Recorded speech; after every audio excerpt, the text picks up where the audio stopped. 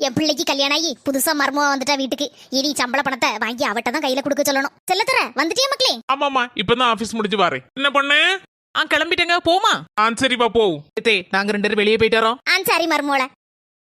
நானே சொல்லணும்னு நினைச்சேன். அவனே அவன் பொண்டாட்டிட்டு சம்பள பணத்தை கொடுத்துட்டான் போல இருக்கு. சரி பாட்டு, நம்ம நல்ல மனசு புரிஞ்சுக்கிட யாருமே இல்ல. அவ்வளவுதான் சொல்லணும். 1 மணி நேரத்திற்கு பிறகு இந்தாங்க வாங்கிக்கங்க. இது என்னது மருமோள?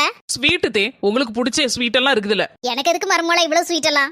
ஏமா, சின்ன பொண்ணு உனக்காக ஆசையா வாங்கிட்டு வந்தாமா, உனக்கு பிடிக்குமேன்னு பார்த்து வாங்கிட்டு வந்தா. வாங்கிக்கமா. இந்தாங்க தே, இதையும் வாங்கிக்கங்க. ஏமா, எங்க 2 பேரோட சம்பள பணமும் இதுல இருக்குமா, வாங்கிக்க.